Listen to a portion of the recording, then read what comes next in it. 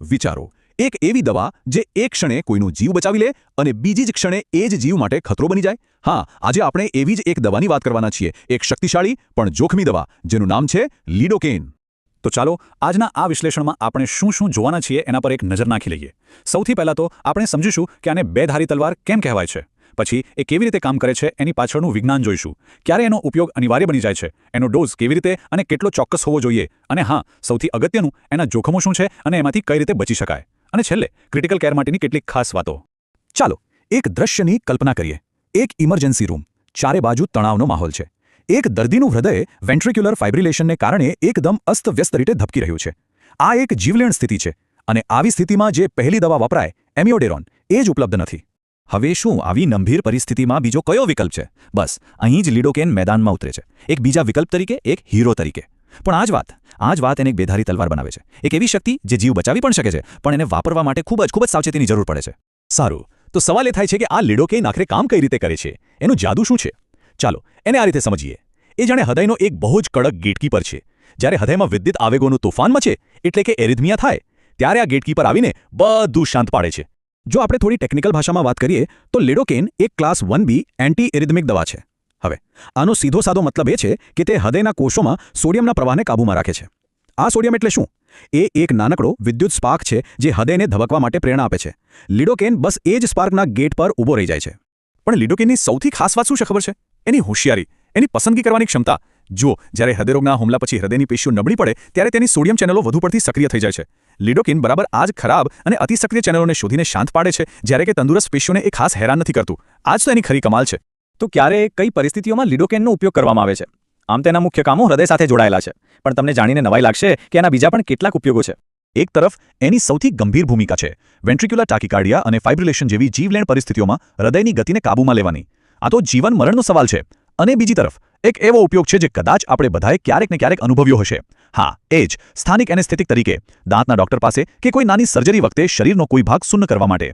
હવે આવે છે સૌથી મહત્વનો મુદ્દો, ડોઝ. જ્યારે લિડોકેનની વાત આવે ત્યારે ચોકસાઈ, એકદમ પરફેક્શન જ સર્વસ્વ છે. આને છે ને એકદમ પાતળા દોરડા પર ચાલવા જેવું સમજો. જરાક ભૂલ થઈ નથી કે ખેલ ખતમ. એની અસરકારક માત્રા અને ઝેરી માત્રા વચ્ચે બહુ જ ઓછું અંતર છે. એટલે જ ડોઝ અને આપવાની રીત પરફેક્ટ હોવી જ જોઈએ. ઇમરજન્સીની સ્થિતિમાં સામાન્ય રીતે 2 તબક્કાની રણનીતિ અપનાવવામાં આવે છે. પહેલા, તાત્કાલિક અસર માટે એક બોલસ ડોઝ સીધો નસમાં અપાય છે. આ એક ઝડપી શોટ જેવું છે. આ ડોઝ સામાન્ય રીતે દર્દીના વજન પ્રમાણે 1 થી 1.5 મિલીગ્રામ પ્રતિ કિલોગ્રામ હોય છે. અને એકવાર આ પ્રારંભિક અસર શરૂ થઈ જાય પછી એને જાળવી રાખવા માટે એક ઇન્ફ્યુઝન શરૂ કરવામાં આવે છે, જે 1 થી 4 મિલીગ્રામ પ્રતિ મિનિટના ધીમા દરે સતત ચાલતું રહે છે. અને આ એક આંકડો આને બરાબર મગજમાં બેસાડી દેવાની જરૂર છે. કુલ ડોઝ કોઈ પણ સંજોગોમાં 3 મિલીગ્રામ પ્રતિ કિલોગ્રામથી વધવો જ ન જોઈએ. આ લાલ રેખા છે. આ મર્યાદા આપણને યાદ અપાવે છે કે ઓવરડોઝનો ખતરો કેટલો વાસ્તવિક છે. એટલે જ દરેક ડોઝનો હિસાબ ખૂબ જ કાળજીપૂર્વક રાખવો પડે છે. સારું, આપણે તલવારની એક ધાર જોઈ લીધી, જે જીવ બચાવે છે. હવે ચાલો એની બીજી અંધારી અને ખતરનાક ધાર તરફ નજર કરીએ, એટલે કે લિડોકેનની આડઅસરો અને એની ઝેરી અસરો. એના ફાયદા જાણવા જેટલું જરૂરી છે એના જોખમોને સમજવું. અને અહીં એક ખૂબ જ મહત્વની ક્લિનિકલ ટિપ છે જે ખરેખર કોઈનો જીવ બચાવી શકે છે. વાત એમ છે કે લિડોકેનની ઝેરી અસર હૃદય પર દેખાય એના પહેલા એના સંકેતો મગજ પર દેખાવા લાગે છે. મતલબ કે સમસ્યાના પહેલા ચેતવણીના સંકેતો ન્યુરોલોજિકલ હોય છે. આ જાણકારી આપણને સમયસર સાવચેત થવાનો મોકો આપે છે. એટલે ચક્કર આવવા, કાનમાં અવાજ સંભળાવો કે પછી ખાસ કરીને મોંની આસપાસના ભાગમાં ખાલી ચડી જવી, આ બધા પ્રારંભિક ચેતવણીના સંકેતો છે. જો આ સંકેતોને નજરઅંદાજ કરવામાં આવે તો પરિસ્થિતિ ગંભીર બની શકે છે અને પછી હૃદયના ધબકારા ધીમા પડવા, બ્લડ પ્રેશર ઘટી જવું અને છેવટે કાર્ડિયાક અરેસ્ટ જેવી ગંભીર સમસ્યાઓ પણ થઈ શકે છે. હવે અમુક એવી પરિસ્થિતિઓ છે જ્યાં લિડોકેનનો ઉપયોગ કરવો બિલકુલ યોગ્ય નથી. આને કોન્ટ્રા ઇન્ડિકેશન્સ કહેવાય છે. જેમ કે જો કોઈને હૃદયના કુદરતી પેસમેકરમાં ગંભીર તકલીફ હોય, અમુક ખાસ પ્રકારના હાર્ટ બ્લોક હોય અથવા તો લિવરની ગંભીર બીમારી હોય. કારણ કે યાદ રાખો, લિવર જ આ દવાને શરીરમાંથી સાફ કરવાનું કામ કરે છે. આ પરિસ્થિતિઓમાં લિડોકેન આપણું જીવલેણ બની શકે છે.